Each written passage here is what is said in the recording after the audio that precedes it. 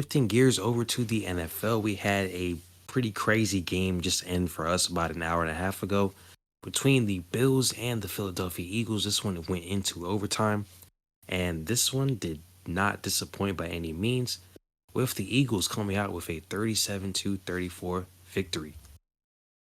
Yeah, we have, or maybe at least I have joked throughout the show this year that the Bills like to keep their opponents in the game as much as they can.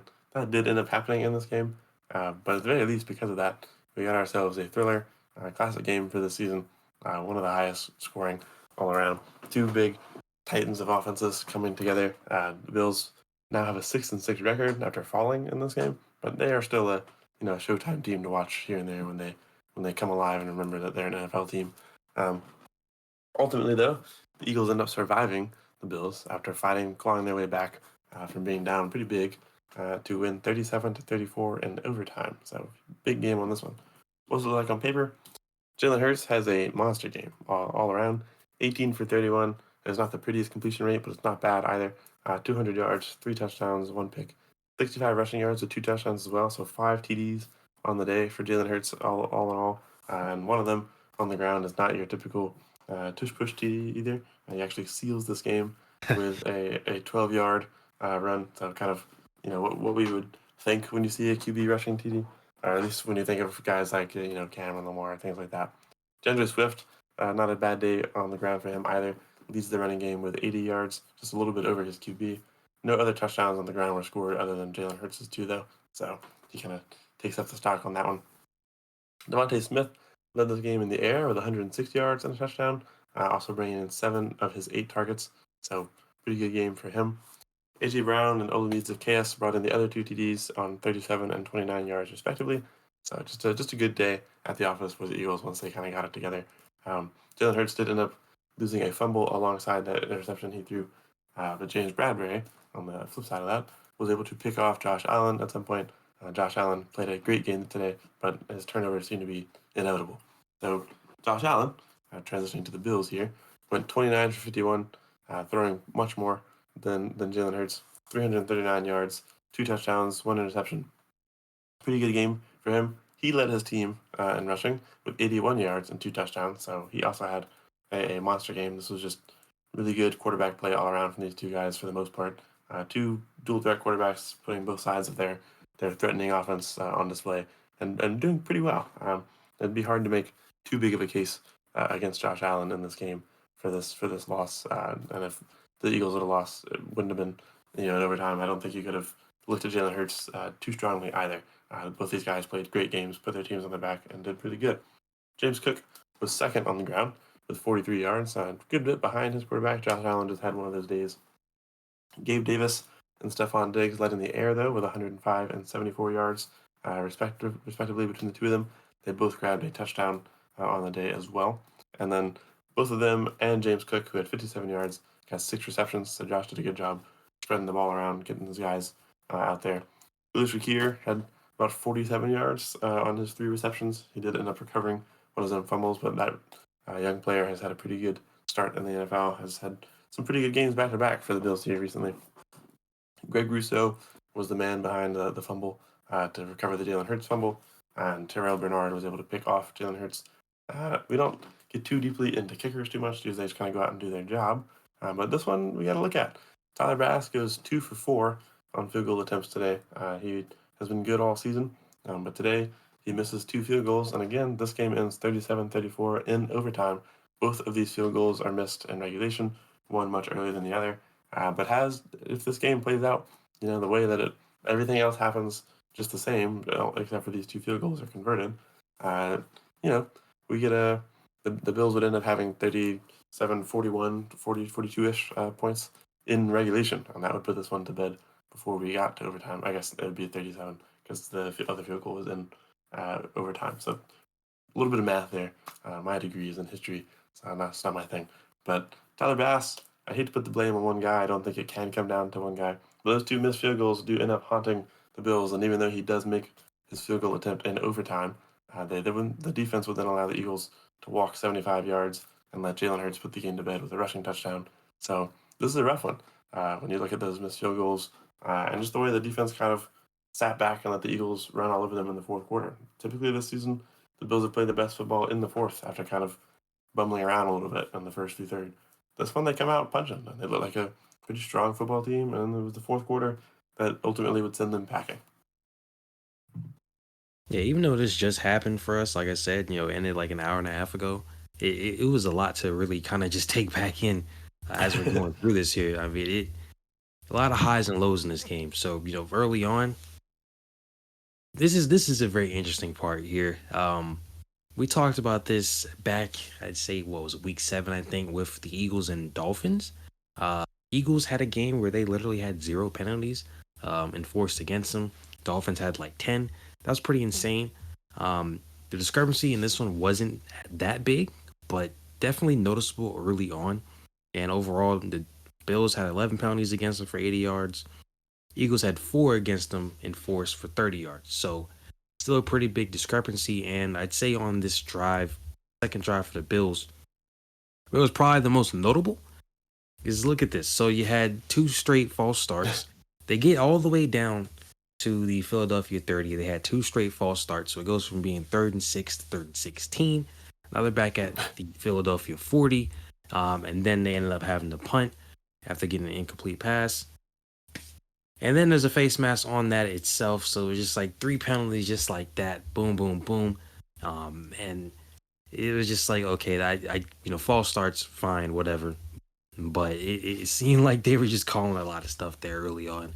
And then touchdown on the next drive by the Eagles. And at that point, I was like, all right.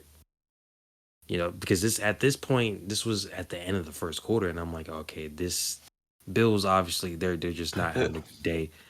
This one, I kind of figured, it was like, I knew it. They're going to just not really show up the way they're supposed to in this one. And there you go. But worst penalties on this drive as well. Literally first play was a false start on the Eagles, but there was another penalty on Buffalo, 4th down and 1. So then that extends the drive because obviously, they probably could have pushed it, but let's just say that they don't.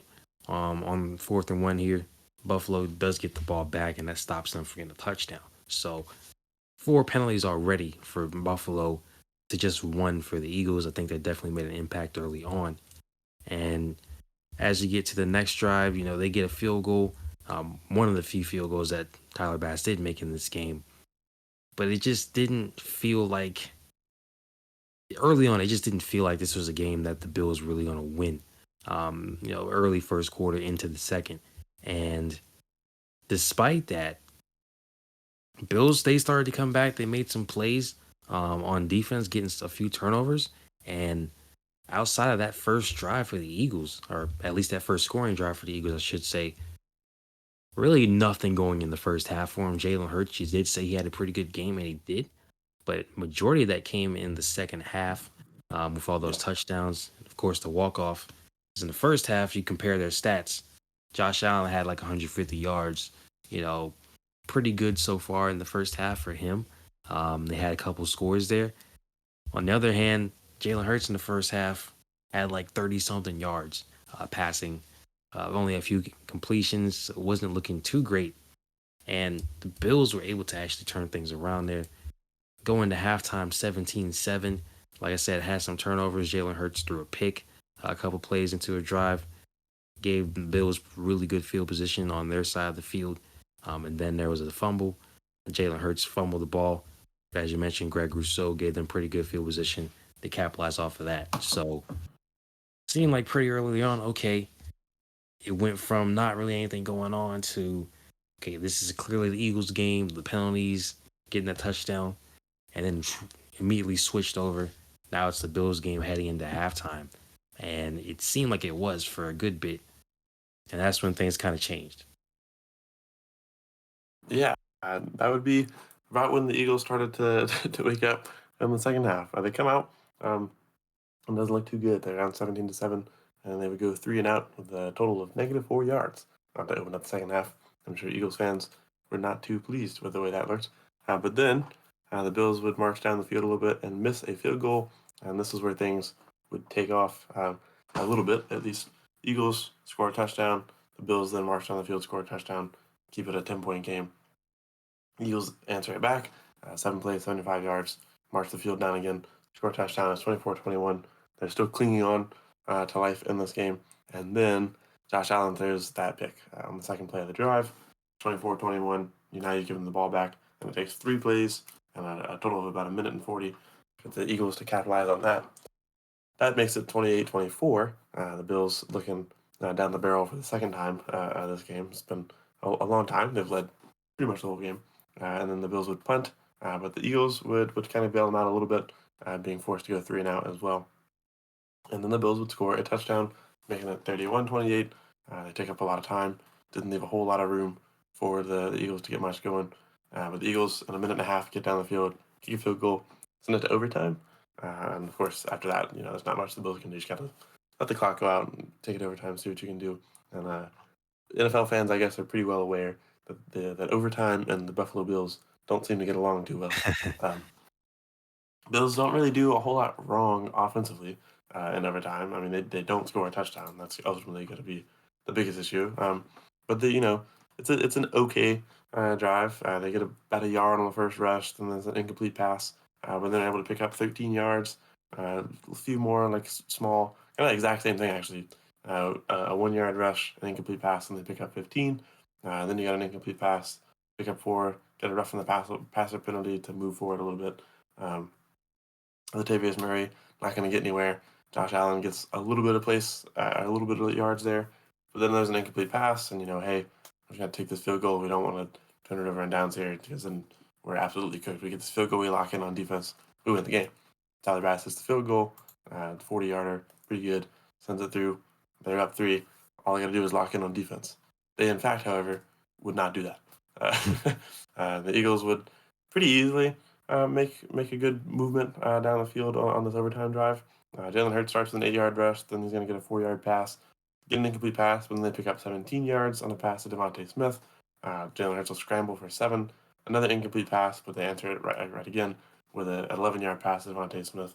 A 16-yard rush from DeAndre Swift will put them in striking distance, and Jalen Hurts would with the remaining 12 yards, would just take it to the house himself and walk it off.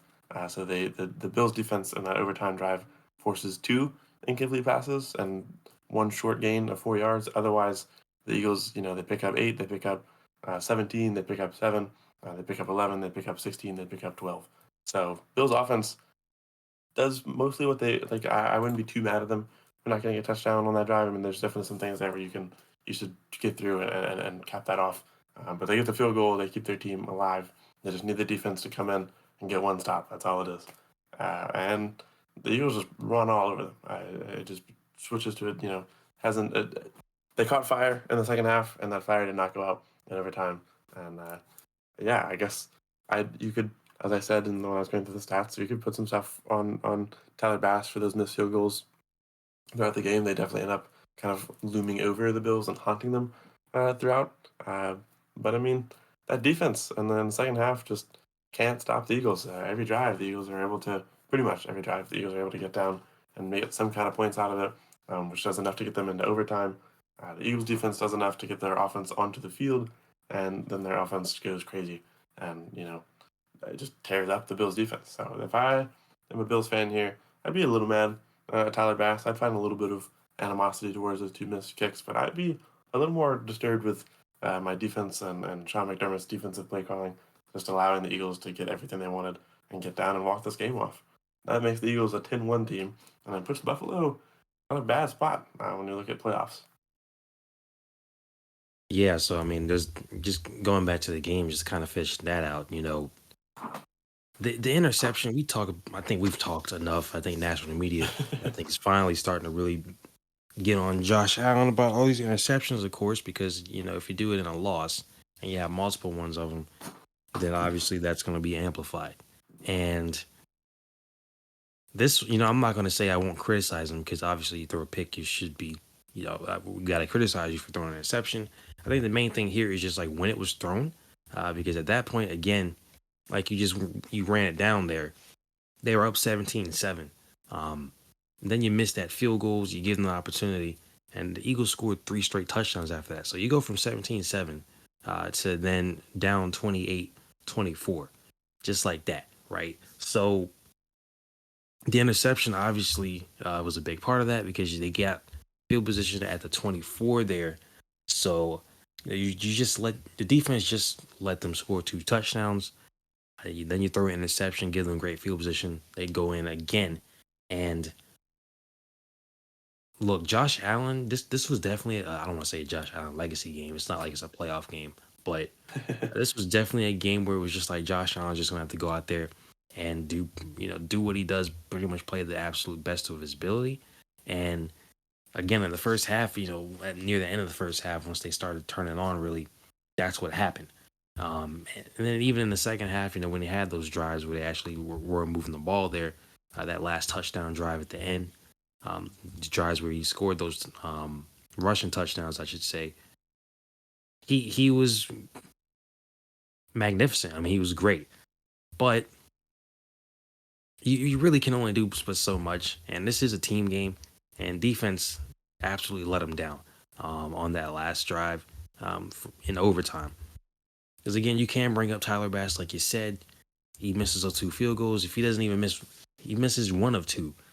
It's tied, or at least it's possibly if they're ahead of that field goal, then you force them not to get a touchdown at the end. So it, you can go through that all day, but the defense.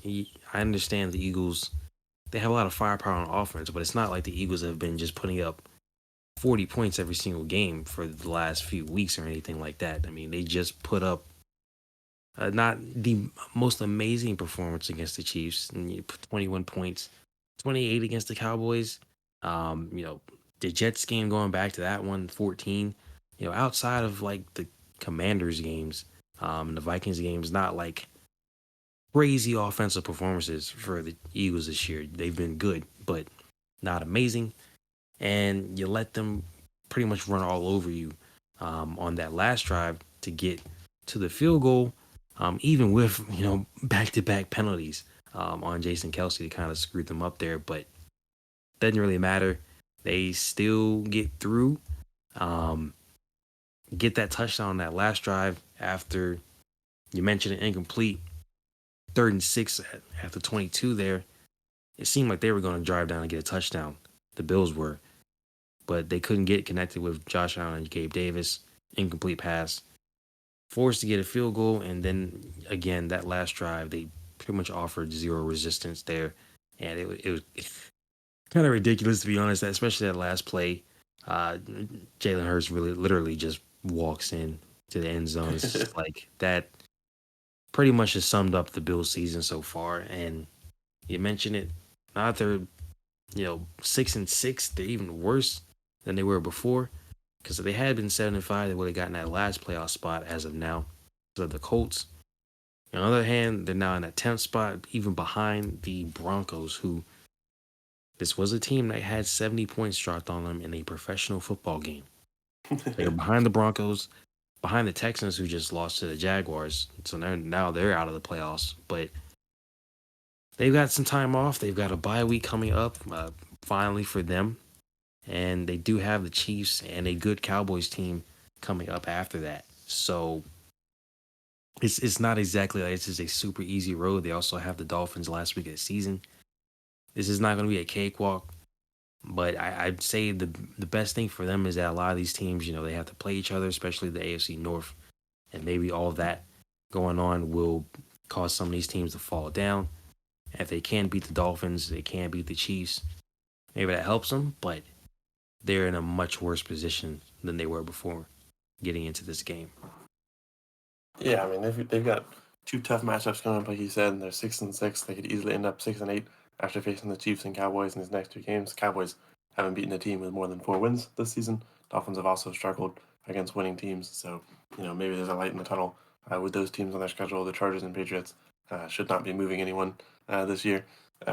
So it's not all doom and gloom with the way the AFC looks, but the Bills definitely have put themselves in a really bad spot after starting the season 3-1. They take a little loss to the Jaguars over in London, and then you kind of feel things start to shake.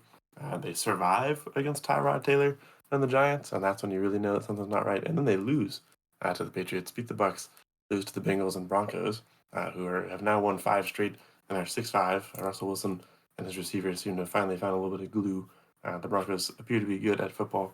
Then they whoop the Jets, and now they've taken a crushing loss to the Eagles and have the Chiefs and Cowboys up next. Chargers, again, shouldn't move you.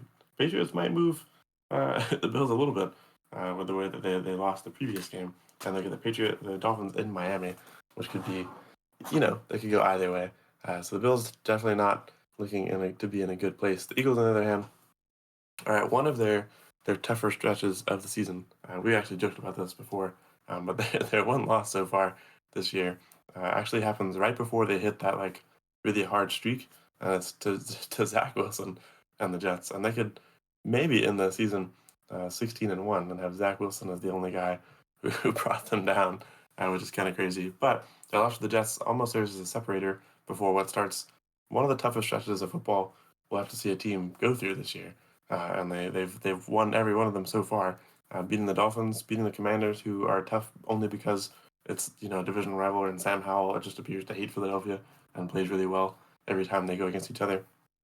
They beat the Cowboys, they beat the Chiefs, they beat the Bills with some pretty clutch innings from the Eagles, and now they look to go and continue that hot streak against the Niners, Cowboys, Seahawks, Giants, Cardinals, and Giants again. So 2 more pretty tough games on the schedule. Seahawks are a toss-up after that. They probably get to walk off the rest of their season. But I don't know. This is a year where if Zach Wilson doesn't have a random legacy game, Eagles maybe could have went 17-0. We'll see what the Niners have to say about that next week, though.